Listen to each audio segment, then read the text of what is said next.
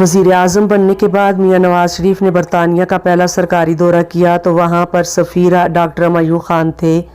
برطانوی وزیر اعظم جان میجر نے میاں صاحب کے لیے اپنی سرکاری رہائش گاہ 10 ڈاؤننگ اسٹریٹ میں لنچ کا اہتمام کیا۔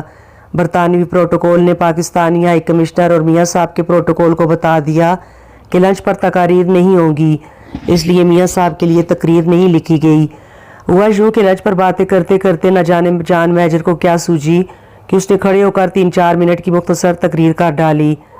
مہمانوں کے لیے یہ اچنبھے کی بات تھی، لیکن وہ وزیر اعظم اور میزبان تھا، اس کے جی میں آئی اور میاں صاحب کا کچھ بھرم تو قائم رہے۔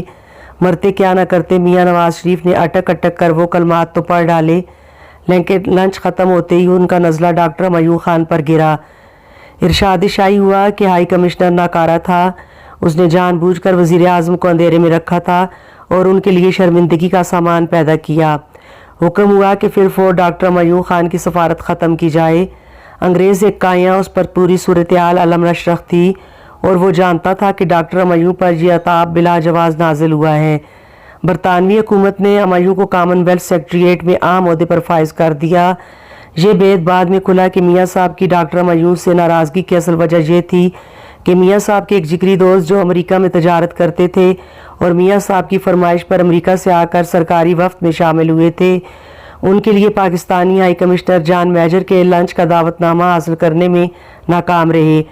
ڈاکٹر میوخ نے اپنی طرف سے پوری کوشش کی، مگر برطانوی وزیر اعظم کا گھر کوئی رائے وینڈ کا محل تو نہیں ہے۔ چھوٹا سا گھر اور اس کی ڈائننگ ٹیبل پر میاں صاحب کے یار کی جگہ نہ نکل سکی۔ اس کی قیمت ڈاکٹر میوخ سفیر پاکستان نے ادا کی۔ دوسرا واقعہ میاں صاحب کی دوسری حکومت ختم ہونے سے صرف 2 ماہ پہلے کا ہے۔ 17 اگست 1999 کو ترکی میں خوفناک زلزلہ آیا، جس نے انقرہ اور استنبول کے درمیان واقع کئی شہروں اور ایک وسیع و عریض رقبہ کو تہہ و بالا کر دیا۔ نقصان بہت زیادہ تھا، 18,000 سے زیادہ جانیں ضائع ہوئیں، زخمی 50,000 سے زائد تھے، پوری بستیاں زمین سے مٹ گئی تھیں۔ ترکی پر اس آفت کو نازل ہوئے تیسرا دن تھا کہ اسلام آباد سے وزیر خارجہ سرتاج عزیز کا فون آیا کہ میاں نواز شریف آنے کے لیے پر تول رہے ہیں۔ انہیں سمجھانے کی کوشش کی گئی کہ اس وقت ترک قیادت امدادی کارروائیوں میں مصروف ہے، ان کے پاس میزبانی کا وقت نہیں۔ سرتاج عزیز کے کہنے پر وزیر اعظم کے سیکرٹری کو بھی بتائی گئی۔ خیر 5 دن کے التوا کے لیے نواز شریف رضامند ہو گئے۔ اس کے بعد وہ استنبول پہنچ گئے۔ انہوں نے ترک قیادت سے تعزیت کی اور تباہ حال جگہوں کا جائزہ بھی لیا۔ میاں نواز شریف کو استنبول کا ایک کباب بھی بہت پسند تھا۔ ہر بار جب وہ آتے اس ہوٹل میں جا کر اس کے کباب ضرور کھاتے۔ اس بار بھی وہ ایسا کرنا چاہتے تھے، مگر انہیں یہ کہہ کر روکا گیا کہ ایسا نہ کریں کہ میزبان ترک قیادت اس کو ناپسند کرے گی۔ سب سے وزنی دلیل یہ تھی کہ جہاں وہ تعزیت کے لیے گئے ہیں، وہاں پیٹ کی بھوک مٹانے کے لیے پروٹوکول کے تام جام کے ساتھ باہر نکلنا مناسب نہیں تھا۔ ترک کیا خیال کرتے کہ کیسا ندیدہ مہمان ہے؟ ان کا اپنی آنکھوں سے تباہی اور بربادی کے دلخراش مناظر دیکھنے کے بعد بھی اس کو کبابوں کے چٹخارے لینے کی مستی سوج رہی ہے۔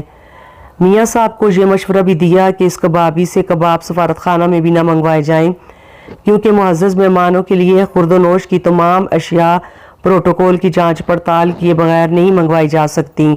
ان سے البتہ وعدہ کیا گیا کہ اگلی صبح جس فلائٹ میں وہ استنبول سے انقرہ جائیں گے، اس میں ان کے لیے پسندیدہ کباب رکھوا دیے جائیں گے۔ ایسا ہی کیا گیا اور میاں صاحب نے 1 گھنٹے کی فلائٹ میں ان کبابوں سے پورا انصاف کیا۔ اس کے باوجود کہ انقرہ میں ترک صدر سلیمان ڈیمرل لنچ پر ان کے میزبان تھے اور ان کا انتظار کر رہے تھے، میاں نواز شریف نے کباب کھانے نہ جانے کا مشورہ تسلیم کیا۔ اس زمانے میں ان کی شہرت یہی تھی کہ وہ افسروں کے معقول مشوروں کو رد نہیں کرتے تھے۔ نواز شریف کی حالیہ شہرت شاید اس سے مختلف بتائی جاتی ہے۔ اس شام مجھے نواز شریف کے ظرف نے متاثر کیا، البتہ ان کی ذہانت نے قطعاً نہیں، بلکہ زلزلہ سے ہونے والی تباہی کے مشاہدے کے دوران ترک میزبانوں سے الٹے سیدھے اور بے سر و پا سوالات کے باعث مجھے بار بار شرمندہ بھی کیا۔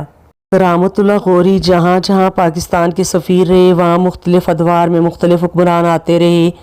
انہوں نے کمال صاف گوئی سے ان کے حوالے سے اپنے مشاہدات، تاثرات بیان کر دیے۔ میاں نواز شریف کے حوالے سے یہ 2-3 دلچسپ واقعات بیان ہوئے ہیں جو آپ کی خدمت میں پیش کیے گئے۔